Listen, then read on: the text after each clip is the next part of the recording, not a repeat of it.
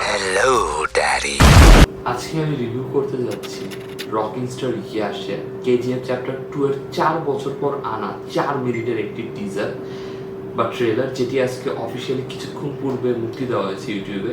কেমন হলো এই সিনেমাটি, যেখানে তিনি আবার গ্যাংস্টার জনরায় আসতে যাচ্ছেন, তবে এবার রকি ভাইয়ের জায়গায় রায়ের চরিত্রে, এবং তার নায়িকাও রয়েছে এবার 4টি।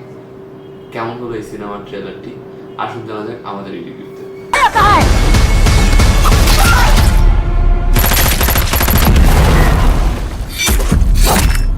শুরুটা যেভাবে দেখানো যায় সেটার দিকে খেয়াল করেন। রায়া ঠিক রকি ভাইয়ের মতো অত্যন্ত অপ্রেস বা গরিব একটা সমাজ থেকে উঠে আসে, কিন্তু এবার তার সাথে রয়েছে তার বোন। তার বোন চায় সে শহরের সবচেয়ে বড় গ্যাংস্টার হোক। সে গ্যাংস্টার হওয়ার জন্য অনেক মানুষের খুন করায়, অনেক শত্রু সম্মুখীন হয়, কিন্তু এত বড় জার্নির মধ্যে তার একটা ক্যারেক্টারিস্টিক্স খুব ভালোভাবে ফুটে ওঠে বা খুব খারাপভাবে ফুটে ওঠে। সেটা হচ্ছে তার মহিলাদের নিয়ে তার চরিত্রের অবমাননা বা খুব খারাপ পরিমাণ চরিত্রের অধিকারী মানুষ, যার নারীর প্রতি আসক্ত। তিনি মদ, নারী, পাওয়ার তিনটাতেই আসক্ত। এমন একটা মানুষ যখন কারোর সাথে প্রেমে পড়ে, তার যে কি পরিস্থিতি হতে চলেছে সেটা স্বাভাবিক হলেও সেই স্বাভাবিক সম্পর্কটাই স্বাভাবিক থাকে না যখন তার থেকে তার সন্তানও আসে, যে সন্তানের কোনো লেজিটিমেসি নেই। এমন একটি সন্তান যে তার বাবার কাছে বারবার তার ভালোবাসার জন্য, তার মায়ের ভালোবাসার জন্য চেষ্টা করে, কিন্তু সেই চেষ্টা তাকে সেই ভালোবাসা, সেই সম্মান, সেই প্রাপ্তি, সেই নাম তাকে দেয় না, যার পরিপ্রেক্ষিতে শুরু হয় বাবা ছেলের লড়াইয়ের গল্প। এই সিনেমাটি মূলত বাবা এবং তার ছেলের দুই রাক্ষস বা দুই জানোয়ারের একে অন্যকে মারার গল্প।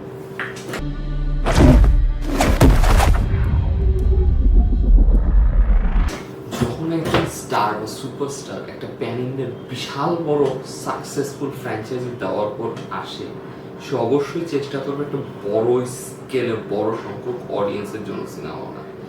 এই সিনেমাটা প্রতিটা ক্ষেত্রে বিশাল বড় স্কেল শো করে, সেটা সেট ডিজাইন হোক, সেটা লুক অ্যান্ড ফিল হোক, সেটা লাইট হোক, সেটা অ্যাকশন সিকোয়েন্স হোক, সেটা ইন্ট্রোডাকশন হোক, সেটা নাম্বারস অফ অ্যাক্ট্রেস হোক, সব জায়গায় গ্র্যান্ডনেস।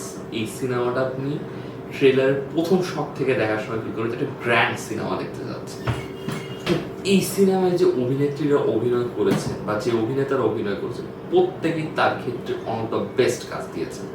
আপনি এর পূর্বে কখনো আপনি কিয়ারা আডবাণীকে এরকম লুকে, এরকম ইন্টেন্স পারফরমেন্স দিতে দেখেছেন কিনা আমার জানা নেই। তার কেরিয়ার আমি এখন পর্যন্ত এরকম লুক, এরকম ইন্টেন্সিটি, এরকম ভাবে কোন ক্যারেক্টারকে পোর্ট্রে করতে দেখি নাই। আবার যদি এখানে ইয়াশকে দেখেন, ইয়াশের দুটি ক্যারেক্টার রয়েছে, বাবা এবং ছেলে, এবং বাবারও ডিফারেন্ট এজ রয়েছে। সে যখন ইয়াং এজে থাকে সে প্রচন্ড পাওয়ারফুল, অ্যারোগেন্ট একটা মাস্কুলিন পারসন। সে ধীরে ধীরে যখন এই চলে যাচ্ছে, তার মাস্কুলিনিটি তো আছে কিন্তু তার এনার্জি আগের মতো নাই, তার সেরকম এনার্জি নাই যেটা সে তার যে এম্পায়ার আছে, এম্পায়ার দাঁড় করানোর সময় ছিল। সে ক্ষত বিক্ষত, বিধ্বস্ত, বয়স্ক। এবং তার অপোজিটে আবার তার যখন ইয়াং ক্যারেক্টারটাকে দেখেন, ইয়াং ক্যারেক্টারটা প্রচন্ড অ্যাথলেটিক, লিন, তার মধ্যে এখনো আগুন জ্বলছে, অল্প বয়স্ক হচ্ছে, এনার্জি পুরো রয়েছে। সে এখনো তার রাগকে কন্ট্রোল করতে পারছে না, সে রক্ত প্রবাহ বেশি ফলাচ্ছে, সে চাচ্ছে যে তার যে প্রতিশোধটা সেটা যেন নিতে পারে। এই যে দুটা ক্যারেক্টারের কন্ট্রাস্ট, দুটা ক্যারেক্টারের মাল্টিপল এজের কন্ট্রাস্ট এত সুন্দরভাবে ফুটিয়ে তোলা হচ্ছে যে আপনার দেখে ভিজুয়ালি মানে পার্থক্য তাদের অনুসরণ মনে হবে যে দুই ক্যারেক্টার দুজন প্লে করেছে। এতটা সুন্দর হয়েছে ক্যারেক্টার প্লে। ট্রেলারটির আপনি 90% জিনিস নিয়ে খারাপ বলতে পারবেন না, সব জায়গায় একদম বেস্ট কাজ করছে। এর যে পর্যন্ত যতগুলো টিজার, মোশন পোস্টার বা ক্যারেক্টার ইন্ট্রোডাকশন টিজার ছিল তার মতো অতটা খারাপ হয়নি।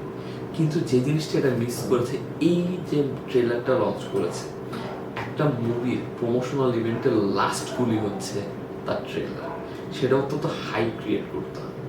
এখানে হাইপ ক্রিয়েট করার মতো এর মধ্যে কোনো সোল নেই। যতগুলো হাই পয়েন্ট ছিল তার already teaser, motion poster, character সব দিয়ে ফেলেছে। এমন কোনো হাইপ দিতে পারছে না যা আপনাকে এই ট্রেলারটি দেখার মুভি দেখার জন্য অ্যাট্রাক্ট করে। দেখেন লাস্ট কয়েক বছর যত প্যান ইন্ডিয়ান সিনেমা আছে সবকটাই তো বড় স্কেলে বানায়, ছোট স্কেলে তো কোনো মুভি আসে। এটা তো স্কেল তো ম্যাটার করছে, গল্প ম্যাটার করছে। এবং যেভাবে গল্পটাকে দেখানো হচ্ছে, যে গ্যাংস্টার ওয়ার্ল্ডে দেখানো হচ্ছে, সেম কেজিএফ ফরম্যাট। জাস্ট এবারের খেলাটা ঘুরে গেছে বাবা ছেলের সম্পর্কে। বাবা ছেলের সম্পর্কে ডাইনামিক্সটা কি আপনার যতটুকু সিন বা সিকোয়েন্সে কোনোভাবে কানেক্ট হচ্ছে না। ছেলের যে এই অ্যাঙ্গারটা ধীরে ধীরে ধীরে ধীরে বাড়ে, তার কোনো এক্সপ্রেশন এখানে দেখা যায় না। বা মাসি ডায়লগের যে একটা ক্যারিজমা থাকে, সেই মাসি ডায়লগ এখানে নেই। আপনি যদি এই ট্রেলারটা পুরো 4 মিনিটের ট্রেলার দেখেন, আবার যে কেজিএফ চ্যাপ্টার ট্রুলের ট্রেলার দেখেন, বা কেজিএফ এর ট্রেলার দেখেন, যে মাসিনেসটা ওখানে ছিল, যে একটা ইন্টারেস্ট বিল্ডিং এর অপশন ওখানে ছিল, যে একটা ওন সোল ছিল, একটা ডিফারেন্ট কাইন্ড অফ ছিল, সেই কোনো জিনিস এখানে কাজ করতেছে না। একটা বড় ওয়ার্ল্ড বানানো হয়েছে, বাবা ছেলের ফাইটিং এর গল্প বানানো হয়েছে, যেটা অলরেডি তামিল মুভি মাহান দেখিয়ে ফেলেছে, বলিউড অনেক মুভি দেখিয়ে ফেলেছে, যার বেস আপনাকে কোনোভাবে অ্যাট্রাক্ট করছে না যে আমার এটা দেখতেই হবে। আপনাদের কি ঠিক এরকম মনে হচ্ছে, না আপনাদের ভিন্ন কোনো মতামত আছে? কমেন্ট বক্সে জানান।